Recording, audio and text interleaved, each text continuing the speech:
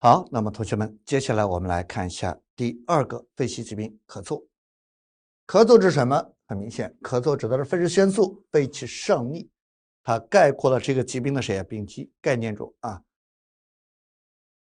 那么咳吐痰腺的一组病症啊，但凡呢肺支腺素肺气上逆，从而出现上逆喉间作声、咳出痰腺，我们叫咳嗽。它是肺系疾病的一个主要症候之一。所以说咳嗽啊跟感冒不一样。感冒是单独一个疾病，而咳嗽既是一个症状，也是一个疾病。分而言之的话，有声无痰叫咳，有痰无声叫嗽。一般来说，患者痰症并见，故名咳嗽。那来看一下概述。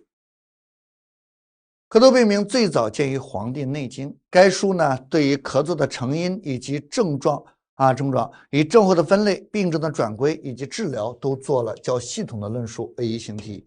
咳嗽病名最早见《黄帝内经》内经，比如素文《宣明五气篇》所论的五气所病，肺为咳肺为咳，指出了咳嗽主要病位在肺，属肺气上逆。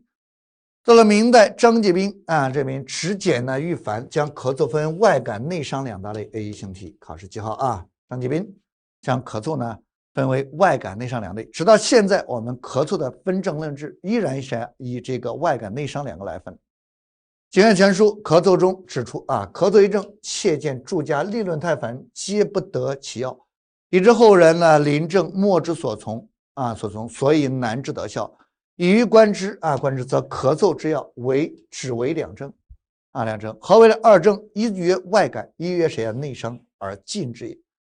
但于两者之间呢，当辨阴阳，当分虚实，也就是它也要分分阴阳虚实虚实，在外感内伤的基础上分阴阳虚实，所以这就已经对于咳嗽的这个论治呢，辨证论治所分呢极为详细了到了清代，余昌《一门法律》，你老这余昌这个人写了一本书叫《一门法律》，对吧？顾名思义，《一门法律》，余昌认为自己写的书就像国家颁布的法律一样，是每个一家都要遵循的。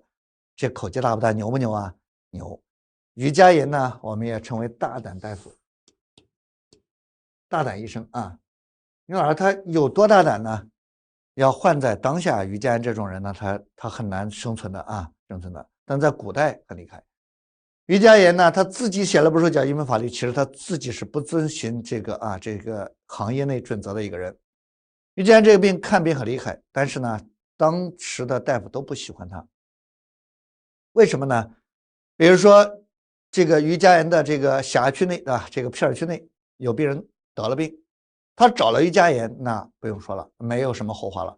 但如果没找余家言，找了另外大夫，好吧，余家言只要听说有病了，没找我，找别人了，他就跑过去看别人看病。你看了对吧？不说话这就行了，他不行，他一看这病人开了什么方，他非要插上去，我觉得这样治疗是不对的。大家都知道这个涉及技术没有说谁服谁的，尤其中医这块人是一个有整体，我从心治、从脾治、从肺治都行对吧？条条大路通罗马，你凭什么说我治的不行？你既然说这咱光动嘴皮子不行不行，对吧？我说你治的不行，你说你治的行，那行不行？来吧，咱立文书立文书。这病我治了，我能保好，治不好了，对吧？我一则不要钱，二则如果把病人治坏了，我拿我的命去抵。你敢立文书吗？这大夫就想神经病对吧？我看个病我还得立个文书，万一把病人治死了，我还得自己命搭进去，谁干所以说人家只能把这个病号让给余家言，人家就走了走了。当然你要换现在余家言有多少条命都不够赔的但在那个时代，从一个侧面来说，余家言敢用自己的命去打赌，治病肯定是很厉害的所以一门法律也是值得大家去读的一本书非常不错的书。余家言在余昌，余家言在一门法律中论述了燥的病机以及伤肺而导致咳嗽的症治，创立了温润、凉润两个治燥之法，典型的是温燥、凉燥凉燥。针对心病久咳所治疗中常见的问题，提出了凡邪盛咳频，断不可用结色药结色药。那么咳嗽既是一个独立性的病症，又是肺系多种疾病的一个症状。症状。现代医学中的一些急慢性支气管炎、部分支气管扩张症、慢性咽炎、单肺以咳嗽为主要表现的，都可以参考本节的辩证施治。其他疾病中，比如说肺痈、肺痿、风温、肺痨等等，以咳嗽为主症的，也可以参与本章节呢来进行治疗治疗。部分慢性咳嗽如果经久不愈，会由咳变痰变喘，所以简称就是咳喘。所以咳跟喘的病机和症候很相似，多表现一些寒饮腹肺或者肺气虚寒的一些表现，属于痰液中直饮或者喘症的范畴那应该参照痰饮和这个喘症来进行施治。那来看咳嗽的病因病机。咳嗽的病因，那么要遵循谁张介宾咳嗽将分为外感内伤两大类。外感者感受谁？六淫之气，六淫邪气侵袭侵袭。而内伤者原因谁？内伤都是脏腑功能失调，内邪肝肺肝肺。你要明白外感跟内伤的区别，首先从病因，一个外邪六淫，一个谁？一个内因脏腑功能失调。不论邪自外入或自内而发，都可以导致肺湿速降，肺气上逆。所以咳嗽的基本病因机就是肺湿宣促，肺气上逆。病因中两大类，一类感受六淫，一类内邪肝肺肝肺。这些咳嗽病因的转化，咳嗽病位在肺，与肝脾有关，久而久之会及肾。因为老师这咳嗽病位 A 型题在谁？在肺、肝、脾、肾。在肺没什么说的，肺主气司呼吸，但凡咳嗽这种呼吸不利的病，都跟谁有关？肺有关。跟肾也能理解，因为我们在中医基础上讲过，那么整个呼吸功能相关的一定在肺，肺为气之主，肾为气之根，肺主气，肾主纳气。所以说由肺到肾，这是一个从心病在肺，久病在肾在肾。所以说呼吸有关的大多都跟肺有关。但童老师为什么跟肝脾有关？跟肝有关，木火行金，肝火犯谁犯肺。跟脾有关，肺咳嗽一定伴咳嗽吐痰，肺为储痰之器，脾为生痰之源。你这样想一想我们在专业知识中以及这些实践能力中的学习中，你一定要将所学的内容融会贯通。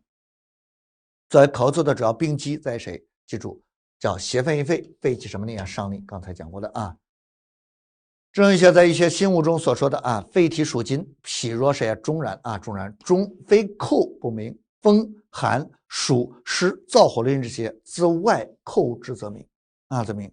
而作为劳欲情志饮食淄博之火，自内攻一明一明。所以说作为一些经物中，他又再次强调了，作为六淫邪气和以及内伤等等疾病都会引起咳嗽。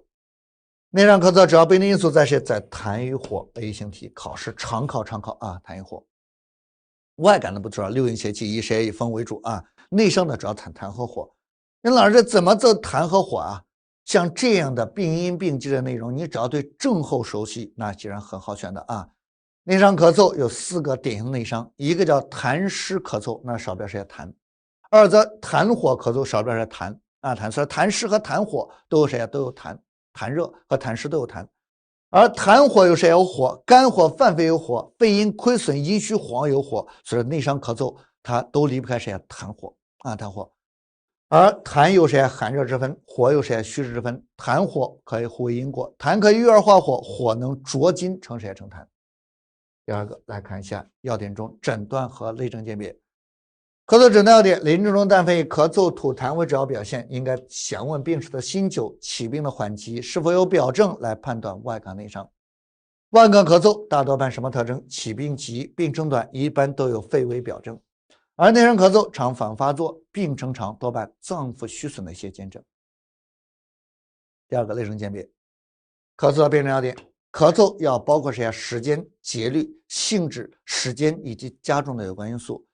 因为老师咳嗽还有时间的要求，当然有大家很多来考主治的都不是当年考执业的小白丁了，对吧？现在大家都是有一定临床经验，而且经验很丰富的大夫了。咳嗽的话，一般来说白天咳的要轻，夜晚和清晨咳的一般都比较麻烦麻烦。这咳嗽时间它就决定了治疗的难易，一些咳嗽的节律、性质、声音加重都能判断咳嗽感受的邪气或者性质的不同。那来看，比如说第一个时间咳，如果咳声始作，白天多于夜间，咳而声巨声重，甚至夜阳则咳者，多为外感风寒、风热和风燥，都是外感咳嗽特征。白天咳的大多外感，好不好治好治。如果咳声嘶哑，病是急而病程短者，多为风寒风热或风燥；如果病是缓而病程长者，多为阴虚或气虚。如果咳声粗浊的，大多是风热或痰热伤津所致啊所致。这是第一个，夜间白天多于夜间啊夜间。如果早晨咳，阵发加剧，咳声呢连声重浊，一咳出痰，咳嗽就止了，这大多是体内有痰湿或者痰热咳嗽。男性，中年男性啊，中年男性，尤其喜欢抽烟喝酒的男性，早上起来咳嗽啊，咳嗽吐一大口痰，哎，咳嗽止住了，一天啊这都不咳，就早上这个咳，你要记住这个规律啊，都是体内有谁有痰湿或者痰热，都是爱抽烟喝酒、形体肥胖的人容易出现这样的症状啊症状。这是关于咳嗽的时间。如果午后、黄昏咳嗽加重，或者夜间有单声咳嗽，咳声轻微而短促者，多属于肺燥阴虚。夜晚加重了，大多要么阴虚，要么血瘀啊血瘀。所以夜间咳嗽的、黄昏、午后咳嗽的，大多属于肺燥阴虚。如果有咳嗽较剧、持续不已、少气般气喘的，多是久咳所致的一些虚寒症，肺气虚冷啊虚冷，肾不纳气所导致的。如果咳而声低气微者属虚，洪亮有力的属实，自是肺干后为生冷加重的属于痰湿，如果因为情志加重的都属于肝火犯谁犯肺，因为劳累后加重的、受凉后加重的都是痰湿和虚寒。所以咳嗽啊，你可以了解谁？了解它的时间、节律、性质、声音以及加重有关因素，来了解咳嗽的相关方面。第二个，咳痰特点的鉴别。咳痰特点鉴别啊，它这上面讲了一大堆，其实没有多少用处啊，讲的都偏离了主题啊。主题痰我们在中诊讲过，望痰嘛，痰中期也讲过，对吧？痰分4种性质的痰，你只要会区分这4种就行了啊，叫寒、热、燥、湿。寒痰、热痰、燥痰、湿痰。寒痰都是什么痰啊？白稀痰啊，白痰。热痰都是黄臭痰。燥痰都是干咳少痰，而作为湿痰都是色白量多易咳的，大多属于湿痰啊湿痰。你只要会这4种性质的痰就行了。而教材讲的这个一则考试很少让你从痰的特征来鉴别的，对吧？痰的这些点啊，什么热呀、寒呀，对吧？等等，一讲一堆，没有多少用处啊。我们再次重复一下，只要患者白稀痰就叫什么痰？寒痰。黄臭痰、热痰。干咳少痰、燥痰。如果是出现白痰量多易咳，湿痰。只要会区别这4种性质就行了啊。要点4，咱来看一下西医相关疾病的诊断治疗。西医相关疾病，第一个就是慢急性支气管炎。急性支气管炎的症状啊，几支，大多患者先有上呼道感染的症状，也就是感冒的症状上呼道感染，继之呢出现咳嗽，然后呢随着咳嗽加重，痰量日渐增多，有时痰中带血啊，带血，咳嗽和咳痰可以持续2到3周才消失。如果伴有支气痉挛，患者会不出现不成层的胸闷、气短症状。作为急支而言的话，它的全症状一般不严重，发热肠胃低或者中等热，大多在3到5天后会降至正常。那么我们说过，作为一个西医疾病的诊断，一定是症状加体征加实验室检查，实验室检查、影像检查啊。你老师急支和上呼道感染有什么区别？都出现发热、咳嗽啊，对吧？这如何区别？上呼道感染，你记住啊，上呼吸道、上呼道，它主要集中在鼻咽，不涉及气管和肺实质啊，实质。记住啊，作为上呼道感染，它主要在鼻腔和咽喉，虽然会见谁啊？鼻塞、流涕，对吧？流涕，鼻黏膜呢红肿。会见咽喉红肿疼痛，它一般不会引起支气管和肺实质的一些病变，这叫谁？这叫上呼道感染啊，上呼道。而支气管炎呢，它会伴随支气管，对吧？支气管，所以它一般有咳喘比较重，二则就是支气管痉挛之后会出现一些喘的症状啊，所以这2个你要记住部位病位不同啊，一个支气管，一个是在鼻咽啊，鼻咽部。所以很多同学老是上呼道感染和急性支气管炎没法区分啊，它的病位是不同的啊。第二，体征。体征中可没有明显体征或两肺有呼吸音粗糙，并闻及散在一些干湿络音，因为作为炎症表现都会出现干湿络音，部位不固定，咳嗽后减轻或者消失。第3个，实验室及其他检查，血中呢，因为作为炎症嘛，感染，拔舌不去手分类技术大多没有明显改变，少说细菌感染严重的，因为一旦细菌感染就会出现白细胞总数，也就是中性粒增多。我们大家在学西诊的时候，老师应该给大家说过啊，感染疾病大多会见谁？会见白细胞高。白细胞，而白细胞呢分什么类？叫白细胞分类技术，又分谁？又分中性粒中性粒，还有谁？还有嗜酸粒、嗜碱粒，还有谁？还有淋巴细胞等等等等。那么一般来说，感染的时候不能说所有都见白细胞增多但只要是细菌感染，一定见白细胞高报告。但病毒感染的时候，它可能有的时候不高反低反低。但是在分类技术中，它最明显明显。一旦细菌感染，必然伴随中性粒增多。所以说，你看它一旦细菌感染，白细胞总数和中性都是同向增多的增多的。但如果一些病毒感染，它可能导致白细胞呢不高反低，但是它的淋巴是一定高的。所以淋巴增高大多代表病毒病毒，而嗜酸呢增高大多跟过敏疾病和皮肤病有一定关系关系。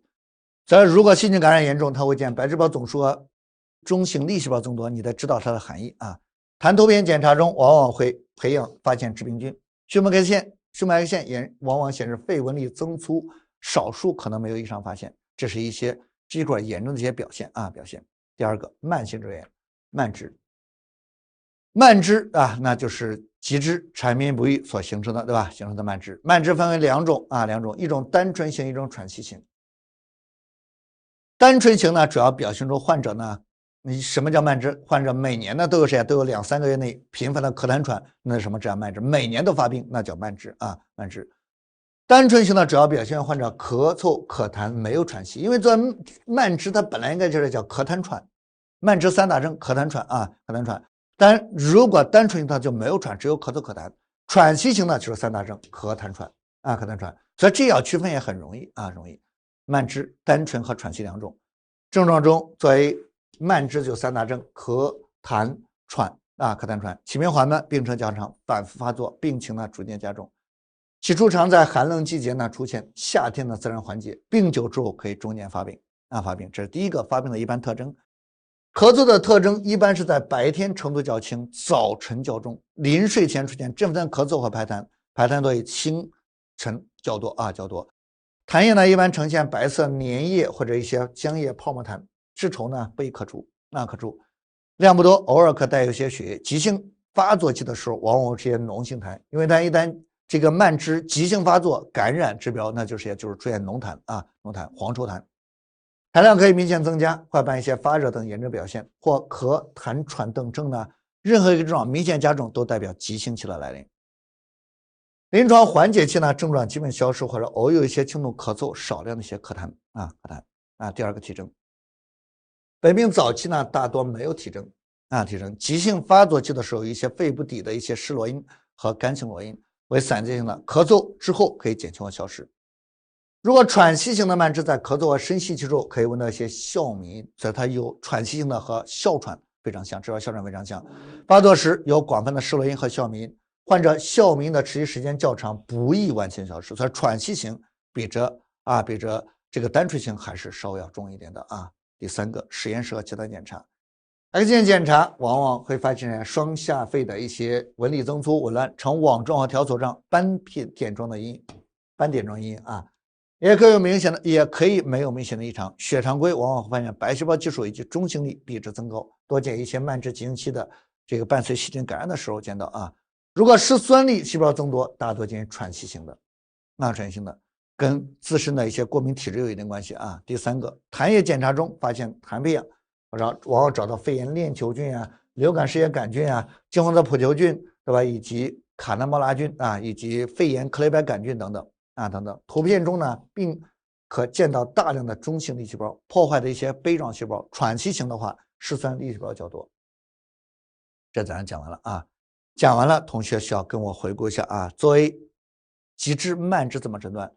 急支很明显，疾病急一般都有谁？都有上午的感染的经过，然后出现咳嗽、咳痰，对吧？加重咳嗽、咳痰加重，伴随呢体征中这症状就是在上午的感染的基础上出现了咳嗽、胸闷、气喘这些症状，伴随体征中，你看就是上午的感染，它的肺部一定没有罗音而作为极致的话，它肺部往往有谁有干湿罗因 ，X 线有阴影，这是它和上午的感染区别啊区别。但如果慢支的话，那很明显，患者3大症什么症？咳痰喘。第二个一定有谁？一定有每年都发作的经过才能叫慢支，每年都有谁？都有2、3月发病啊发病，再伴随咳痰喘为主症。至于实验室检查和这个影像检查，体征都和极致差不多，都是肺部有谁有干湿罗因 ，X 线有谁啊？有炎症的有一些这个炎症的肺动力增粗这些阴影，白细胞计数和中性的增高，对吧？等等这些特征。所以极致慢支就说这么多，要会诊断啊，诊断一定要和急性上呼的感染来鉴别。第二个鉴别诊断，极致让和流感来鉴别。流行感冒啊，呼吸道症状呢较轻，全身症状较重，见寒战、高热、肌肉酸痛、乏力这些症状，一般都有流行病学病史啊，就在短时间内大量的病人发病，必须根据病毒和血清学的检查结果来进行诊断。第二个，慢支让和肺结核来鉴别。活动肺结核呢，往往有结核的中毒症状。什么中毒症状呢？我们大家都知道，叫低热、盗汗、乏力、消瘦，对吧？低热盗汗、乏力、消瘦啊，乏力消瘦，这称为结核中毒症状。以及局部症状中，比如说低热啊、盗汗、乏力、消瘦、卡血这些症状啊。血膜线 CT 往往会发现肺部的一些病灶，痰结核菌培养是呈阳性的啊，痰菌培养。只要能培养出结核菌，那这个慢支和肺结核那是很好区别的。从这一点我们可以看出啊，在整个西医的疾病诊断中和鉴别诊断中，症状不起决定因素，起决定因素的一定是靠谁啊？靠实验室和影像检查。老年肺结核的中毒症状不明显，常被谁啊？慢支所掩盖啊，所掩盖。这种呢，应该特别注意在影像学和实验室检查的结果上进行相应的鉴别。第三个，产生慢支让和支气管哮喘来鉴别。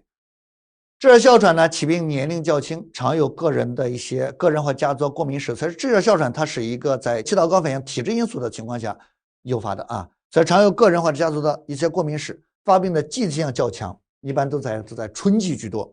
过敏因素嘛，一般没有慢性的咳嗽咳痰史，临床中以发作性的喘息为特征。什么叫发作性喘息？突然发病，突然好转，两肺满布什么炎？哮鸣。病情缓解后，大多没有任何症状和哮鸣。而作为喘息慢支多见于中老年人，所以一个年轻人，一个中老年人。支气哮喘多发于青少年，而作为喘息慢支多发于中老年人，一般以咳嗽、咳痰伴喘息以及哮鸣为主要症状。喘息在感染控制后可以缓解，但肺部罗音会持续存在。它跟支气管哮喘不一样啊，支气哮喘它的肺部罗音肺部罗音缓解后就没有了啊，而作为慢支的话，它的肺部罗音会持续存在，两者的不同点记清楚。第四个，慢性肉炎让和支气扩张来鉴别。支气扩张呢，多继发于儿童或者青年期的一些麻疹、肺炎或者百日咳后，有反复的咳嗽、大量浓痰和卡血症状。支气管扩张往往伴随咳嗽、卡痰和卡血。肺下部一侧往往会听到不为固定的一些失落音，并可见肺外的症状什么症状？杵状指。杵状指大多见谁？见于肺癌支扩对吧？这些病杵状指。胸脉线往往发现肺纹理增粗紊乱，严重的会见卷发中的阴影。胸部 CT 往往和支气管造影往往发现支气管呈柱状或者囊状扩张。是慢支还是支气扩张？在影像检查下，那是一览无遗的所以这个主要靠影像检查来进行鉴别。第六个，慢支让和肺癌来鉴别。肺癌多见于40岁以上的长期吸烟者，这和慢支的发病性质、发病人群很相似。但是作为肺癌的话，它的咳嗽性质往往发生改变，出现什么咳呢？叫刺激性的干咳，持续性痰中带血。胸膜线检查肺部有块状或者阻性的一些肺炎，经正确抗菌治疗没有完全消散，应该考虑肺癌的可能性。